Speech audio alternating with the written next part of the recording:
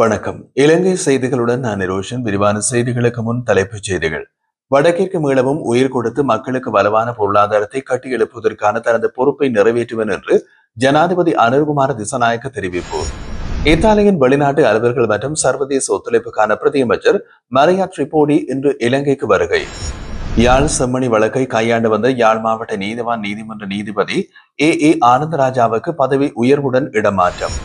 பாதாள உலகக்குழு உறுப்பினர்கள் போலி கடவுச்சீட்டுகளை பெறுவதற்கு அரசியல் தொடர்புகள், போலீஸ் அதிகாரிகளுடனான தொடர்புகள் பற்றிய தகவல்கள் வெளிச்சத்திற்கு வந்துள்ளதாக அமைச்சர் தெரிவிப்பு. தொடர்வது விரிவான செய்திகள். வடக்கிற்கு மீளவும் உயிர் கொடுத்து மக்களுக்கு வலுவான பொருளாதாரத்தை கட்டி எழுப்புவதற்கான தனது பொறுப்பினை நிறைவேற்றுவேன் என்று ஜனாதிபதி அனுர்குமார திசாநாயக்க தெரிவித்துள்ளார்.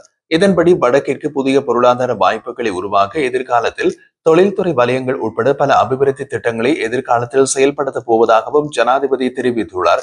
உலக தெங்கு தினத்தை முன்னிட்டு முல்லைத்தீவு புதுக்குடியிருப்பு நகரில் நடைபெற்றிருந்த வடக்கு தெங்கு முக்கோண ஆரம்ப விழாவில் கலந்து கொண்டு உரையாற்றும் போது ஜனாதிபதி இவ்வாறு தெரிவித்தார். இதன்போது தொடர்ந்தும் கருத்து வெளியிட்ட ஜனாதிபதி, புதுக்குடியிருப்பு பகுதி கடந்த காலங்களில் பாரம்பரிய யுத்தத்தை சந்தித்த ஒரு பகுதி என்பதை நாங்கள் அறிவோம். அந்த மோதல்கள் காரணமாக இந்த பகுதி மக்கள் அனைத்தையும் இழந்துள்ளார்கள். கடந்த மோதலின் போது இந்த பகுதி மக்களை நான் சந்தித்தேன். இந்த அழிவுற்ற பகுதிக்கு மக்களுக்கும் நாம் மீண்டும் உயிர் கொடுக்க வேண்டும். குறிப்பாக கடந்த தேர்தல்களின் போது இந்த பகுதிகளில் வாழும் மக்கள் எங்கள் மீது நம்பிக்கை வைத்து வலுவான அடியினை எடுத்து வைத்திருக்கின்றார்கள். எங்கள் மீதான நம்பிக்கையை வைத்து ஒரு அடி எடுத்து வைத்த மக்களை வெற்றியின் பக்கம் விட்டு செல்வதே எங்கள் எதிர்பார்ப்பாகும். அதற்காக நாங்கள் பல துறைகளில் பணிகளை ஆரம்பித்துள்ளோம். முதலில் இந்த மக்களின் உரிமைகள் உறுதிப்படுத்தப்பட வேண்டும். காணி உரிமைகள், மொழி உரிமைகள் மற்றும் கலாச்சார உரிமைகள், அத்துடன் காணாமல் போனவர்களுக்கு என்ன நடந்தது என்பதை அறியும் உரிமை ஆகியவற்றையும் அவர்களின் அடிப்படை உரிமைகளாக நாங்கள் பார்க்கின்றோம். அந்த உரிமைகளை பாதுகாக்க நாங்கள் பல நடவடிக்கைகளை தொடங்கியுள்ளோம். அவர்களின் பொருளாதாரத்தை மேம்படுத்தவும் வேண்டும். ஒரு அரசாங்கமாக அவர்கள் இழந்த பொருளாதார வாய்ப்புகளை வழங்குவதன் மூலம் வலுவான பொருளாதாரத்தை உருவாக்கும் பொறுப்புகளை நாங்கள் ஏற்றுக்கொள்கிறோம். அதற்காக நாங்கள் ஏற்கனவே பல நடவடிக்கைகளை எடுத்துள்ளோம் என்றும் ஜனாதிபதி வலியுறுத்தினார். இதேவேளை வடக்கிலும் தெற்கிலும் அதிகாரத்தை பெறுவதற்கான பிரதான கருவியாக இனவாதம் மாறியது. அந்த நிலைமையினை கடந்த ஜனாதிபதி தேர்தலில் இந்த நாட்டு மக்கள் தோற்கடித்தார்கள். மீண்டும் இந்த நாட்டில் இனவாத அரசியலுக்கு இடமளிக்க மாட்டோம். இந்த இனவாத அரசியலை நிராகரிக்க வேண்டும். ஒற்றுமையை உருவாக்கும் போதே எமது அரசாங்கத்தின் குறிக்கோள் என்பதையும் அவர் தெரிவித்திருந்தார். இத்தாலியின் வெளிநாட்டு அலுவலர்கள் மற்றும் சர்வதேச ஒத்துழைப்புக்கான பிரதியமைச்சர் மரியா ட்ரிபோடி இன்று இலங்கையை வந்தடைந்தார். இலங்கையில் தங்கியிருக்கும் காலப்பகுதியில் அவர் இலங்கை இத்தாலிய அரசியல் ஆலோசனைகளின் தொடக்க அமர்வில் வெளிநாட்டு அலுவலர்கள் மற்றும் வெளிநாட்டு வேலைவாய்ப்பு பிரதியமைச்சர் அருண் ஹேமச்சந்திரவுடன் இணை தலைமை தாங்குகின்றார். அரசியல் ஆலோசனை பொறுமுறையை நிறுவுவது குறித்து புரிந்துணர்வு ஒப்பந்தம் கைச்சாத்திடப்பட உள்ளது. இது இரு நாடுகளுக்கும் இடையிலான உரையாடலுக்கான கட்டமைக்கப்பட்ட செயற்பாட்டு சட்டகத்தை வழங்குகின்றது. இரு நாடுகளுக்கும் இடையிலான ராஜதந்திர உறவுகள் 1952 நிறுவப்பட்டது. பிரதியமைச்சர் ட்ரிபோடி பிரதமர் ஹரணி அமரசூரியவை சந்திப்பதோடு வெளிநாட்டு அலுவலர்கள், வெளிநாட்டு வேலைவாய்ப்பு மற்றும் சுற்றுலாத்துறை அமைச்சர் விஜித ஹேரத்துடன் கலந்துரையாடல்களையும் மேற்கொள்ள உள்ளார். திட்டமிட்ட குற்றவாளிகளிடமிருந்து லஞ்சமாக பெற்ற குற்றச்சாட்டில் விளக்கமறியலில் வைக்கப்பட்டிருந்த மூத்த போலீஸ் கண்காணிப்பாளர் சதீஷ் ரஞ்சன ஹியாரகே கமகே தனது மனைவி மற்றும் மகளின் வங்கிக் கணக்குகளை பயன்படுத்தி மில்லியன் கணக்கான ரூபாய்களை பெற்றுள்ளதாக லஞ்ச ஒழிப்பு ஆணையம் நீதிமன்றத்தில் தெரிவித்துள்ளது.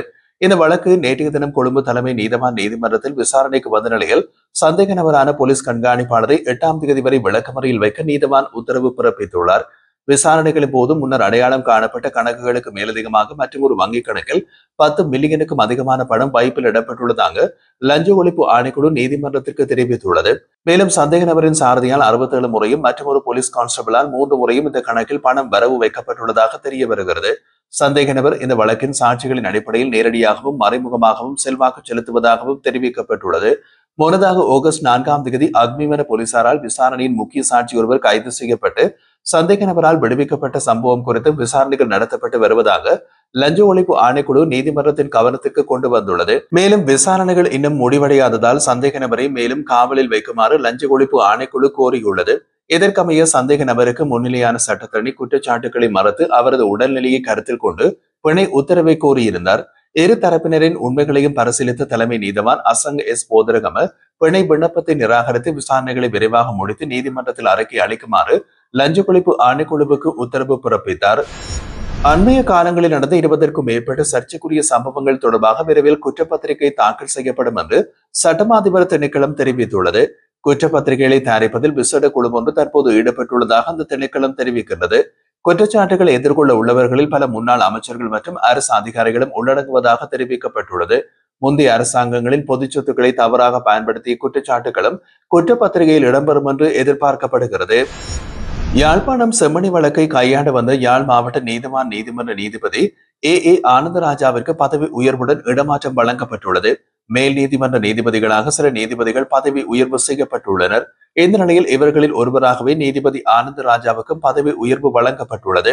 பதவி உயர்வுக்கான அனுபவத்தையும் தகுதியையும் நீதிபதி ஏ ஆனந்தராஜா நீண்ட காலத்திற்கு முன்னரே பெற்றிருந்த போதிலும் தற்போது திடீரென்று இந்த பதவி உயர்வு வழங்கப்பட்டுள்ளது. இதனால் நீதிபதி ஏ ஆனந்தராஜா செம்மணி புதைக்குழி தொடர்பான வழக்குகளை இனிவரும் நாட்களில் கையாள முடியாத நிலைமை ஏற்பட்டுள்ளது. செம்மணி புதைகுழி தொடர்பான வழக்கில் கிட்டத்தட்ட 50% மேற்பட்ட பணிகள் நிறைவடைந்துள்ளன. பணிகள் இவ்வாறு வேகமாக நிறைவடைவதற்கு நீதிபதி ஆனந்தராஜா காட்டிய அக்கறையும் அவருடைய அர்ப்பணிப்பான செயற்பாடுகளும் காரணம் என்று துறைசார் செயற்பாட்டாளர்களும் சுட்டிக்காட்டியிருந்தார்கள். இந்த பின்னணியிலேயே அவருக்கு பதவி உயர்வு வழங்கப்பட்டு செம்மணி புதைகுழி வழக்கு தொடர்பான வழக்கை அவர் கையாள முடியாத நிலைமை ஏற்பட்டுள்ளது. அகழ்வு பணிகளை சம்பிரதாய பூர்வமாக மேற்பார்வை செய்யாமல் சான்று பொருட்களை அடையாளம் காணும் நடவடிக்கைகளையும் நீதிபதி ஏ ஆனந்தராஜா முன்னெடுத்திருந்தார். அகழ்வு பணிகளின் கால அளவை நீடிப்பது தொடர்பில் காத்திரமான உத்தரவுகளை வழங்கியிருந்தார் என்பதும் குறிப்பிடத்தக்கது. நுரலியாவில் கிறிஸ்டல் மெத்தம்பேட்டமைன் தயாரிக்கும் தொழிற்சாலை ஒன்று விசாரணையில் கண்டுபிடிக்கப்பட்டுள்ளதாக பொது பாதுகாப்பு அமைச்சர் ஆனந்த் விஜயபால தெரிவித்துள்ளார். பாதாள உலக குழுவை சேர்ந்த ஹெகல் பத்ர பத்மே இந்த தொழிற்சாலையில் 4 மில்லியன் ரூபாவிற்கும் அதிகமாக முதலீடு செய்துள்ளதாக அமைச்சர் விஜயபால தெரிவித்தார். நுரலியாவில் உள்ள ஒரு வீட்டை போதைப்பொருள் தொழிற்சாலையை நடத்துவதற்கு வாடகை எடுத்துள்ளதாகவும் இதற்காக 2000 கிலோவுக்கும் அதிகமான ரசாயனங்கள் நாட்டிற்கு கொண்டு வரப்பட்டதாகவும் அவர் மேலும் கூறினார். அவர்கள் இலங்கையில் ஐஸ் போதைப் பொருளை உற்பத்தி செய்துள்ளார்கள். இது ஒரு தீவிரமான பிரச்சனை. நடந்து வரும் விசாரணைகள் கூடுதல் தகவல்களை வெளிப்படுத்துகின்றன. இந்த விடயத்தில் இனமும் ஆழமான விசாரணைகள் நடத்த வேண்டி இருக்கும் என்று அமைச்சர் ஆனந்த் விஜயபால தெரிவித்துள்ளார். இந்த பாதாள உலக குழு உறுப்பினர்களால் பராமரிக்கப்படும் போலி கடவுச்சீட்டுகளை பெறுவதற்கு அரசியல் தொடர்புகள், போலீஸ் அதிகாரிகளுடனான தொடர்புகள் மற்றும் குடிவரவு மற்றும் குடியகல்வுத்துறை அதிகாரிகளுடனான தொடர்புகள் பற்றிய தகவல்கள் வெளிச்சத்திற்கு வந்துள்ளதாகவும் அமைச்சர் குறிப்பிட்டிருந்தார்.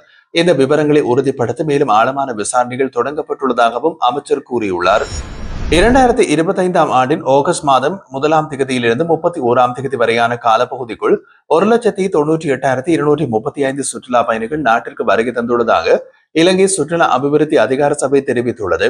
ஆகஸ்ட் மாதத்தில் அதிகளவான சுற்றுலா பயணிகள் இந்தியாவிலிருந்து வருகை தந்துள்ள நிலையில் அவர்களின் மொத்த எண்ணிக்கை 46,473 ஆகும். அத்துடன் ஐக்கிய ராஜ்யத்திலிருந்து 19,764 சுற்றுலா பயணிகளும், ஜெர்மனியிலிருந்து 12,500 சுற்றுலா பயணிகளும், சீனாவிலிருந்து 12,294 சுற்றுலா பயணிகளும், இத்தாலியிலிருந்து 12,247 சுற்றுலா பயணிகளும், பிரான்சிலிருந்து 10,495 சுற்றுலா பயணிகளும் நாட்டிற்கு வருகை தந்துள்ளதாக இலங்கை சுற்றுலா அபிவிருத்தி அதிகார சபை மேலும் தெரிவித்துள்ளது.